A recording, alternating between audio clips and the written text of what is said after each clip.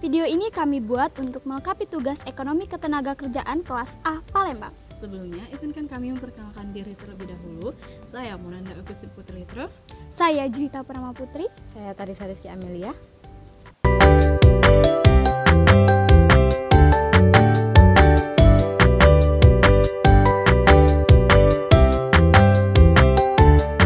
Baiklah, di sini saya akan menjelaskan pasar tenaga kerja non-kompetitif Monosopni. Monosopni adalah perusahaan yang menghadapi kurva penawaran tenaga kerja yang miring ke atas. Berbeda dengan perusahaan kompetitif yang dapat mempekerjakan tenaga kerja sebanyak yang diinginkan dengan harga yang berlaku. Seorang monosopni harus membayar upah lebih tinggi untuk menarik lebih banyak pekerja. Ada dua jenis perusahaan monosopni. Yang pertama itu monosopni diskriminatif sempurna, yang kedua monosopni yang tidak diskriminatif. Yang pertama itu monosopni yang tidak diskriminatif sempurna menghadapi kurva penawaran yang miring ke atas dan dapat mempekerjakan pekerja yang berbeda dengan upah yang berbeda. Sedangkan monosopni yang tidak diskriminatif itu membayar upah yang sama kepada semua pekerja. Biaya marginal perekrutan melebihi upah dan kurva biaya marginal terletak di atas kurva penawaran. Keputusan mempekerjakan seorang monosopni yang diskriminatif sempurna. Seorang monosopni yang diskriminatif sempurna menghadapi kurva penawaran yang miring ke atas dan dapat mempekerjakan pekerja yang berbeda dengan upah yang berbeda. Kurva penawaran tenaga kerja yang memberikan biaya perekrutan marginal. Maksimalisasi keuntungan terjadi pada titik A. Monosopni mempekerjakan jumlah pekerja yang sama dengan pasar yang kompetitif, tetapi setiap pekerja dibayar dengan upah yang reservasinya. Sumbu vertikal atau dolar menunjukkan upah W. Dalam dolar di mana terdapat dua nilai upah yaitu W10W garis bawah buka kurung 10 tutup kurung W10 dan W30W garis bawah buka kurung 30 tutup kurung W30.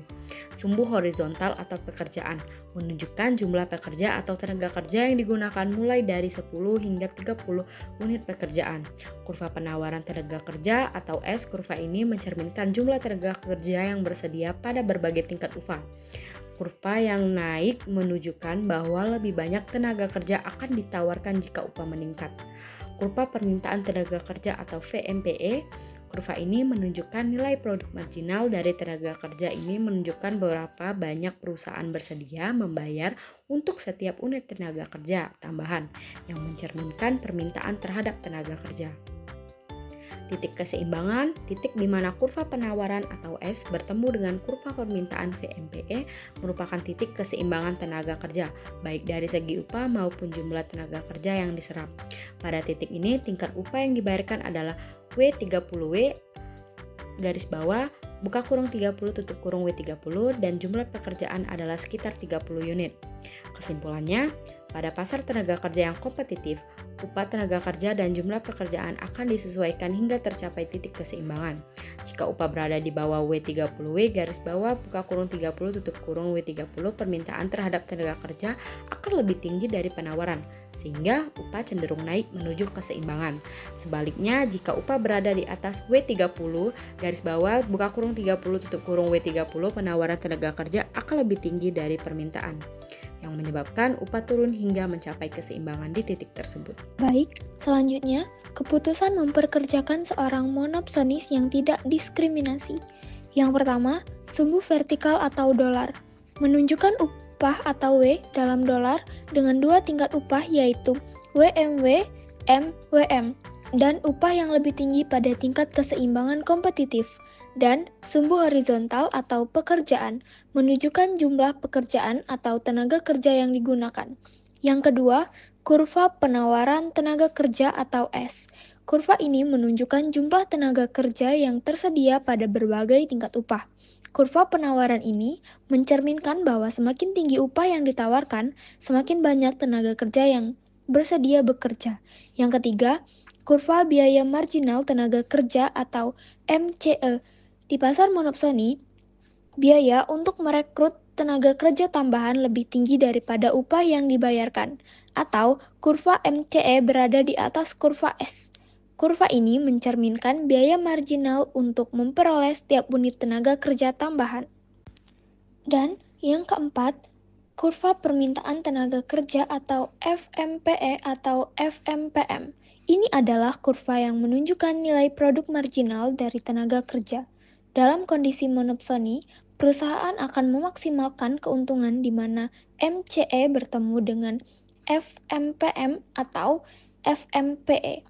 Dan yang kelima, titik A. Titik ini menunjukkan posisi di mana perusahaan memaksimalkan keuntungan dalam kondisi monopsoni, yaitu ketika MCE berpotongan dengan kurva FMPM. Pada titik ini, perusahaan menetapkan jumlah tenaga kerja yang lebih rendah dari kondisi pasar, kompetitif dan membayar upah sebesar WMW/MWM yang lebih rendah dari upah keseimbangan kompetitif. Selanjutnya, monopsonis non-diskriminasi seorang monopsonis. Non-diskriminatif harus membayar upah yang sama kepada semua pekerja, terlepas dari upah reservasi pekerja. Contoh pada tabel di atas, dengan upah $4, tidak ada yang mau bekerja. Dengan upah $5, perusahaan menarik satu pekerja. Total biaya tenaga kerja sama dengan $5. Dan biaya marginal untuk memperkerjakan pekerja tersebut adalah $5. Jika perusahaan ingin memperkerjakan 2 pekerja, ia harus menaikkan upah menjadi $6. Total biaya tenaga kerja sama dengan $12 dan biaya marginal untuk memperkerjakan pekerja kedua meningkat menjadi $7. Karena itu, ketika perusahaan berkembang, ia menimbulkan biaya marginal yang semakin tinggi. Baiklah, selanjutnya dampak upah minimum pada monopsonis non-diskriminatif, yaitu upah minimum dapat meningkatkan baik upah maupun tenaga kerja bila dikenakan pada monopsonis. Bisa kita lihat kurva berikut.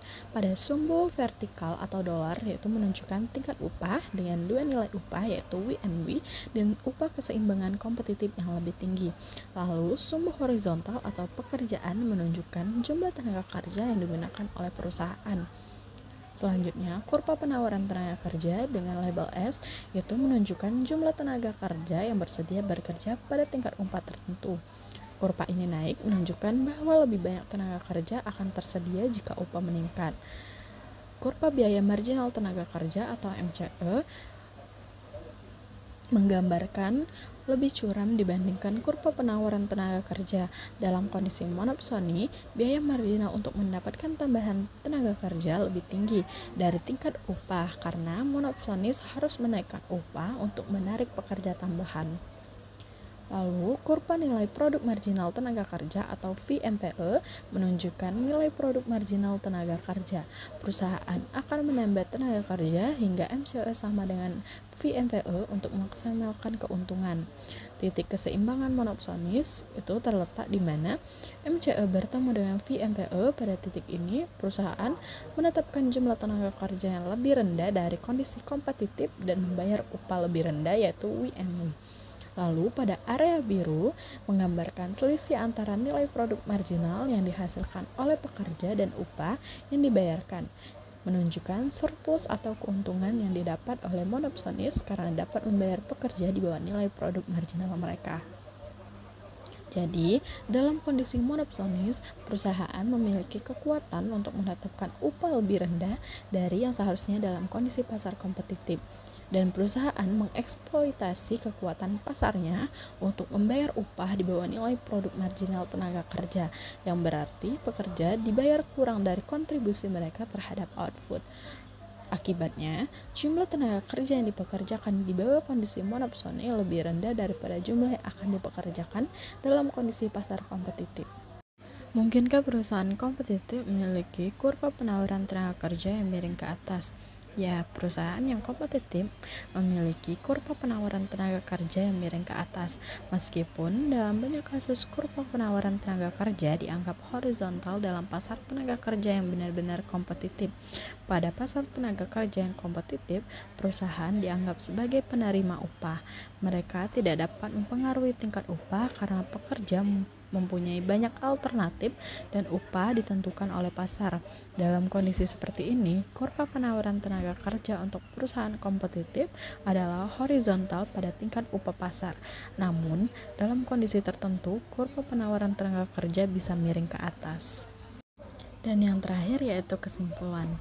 Monopsoni menggambarkan situasi di mana sebuah perusahaan atau kelompok kecil perusahaan menguasai pasar tenaga kerja di suatu wilayah atau industri tertentu. Hal ini memberikan mereka kekuatan untuk menetapkan upah yang lebih rendah daripada yang akan terjadi dalam kondisi persaingan sempurna. Monopsoni juga merupakan masalah serius yang dapat menyebabkan ketidakadilan dan inefisiensi pada pasar tenaga kerja.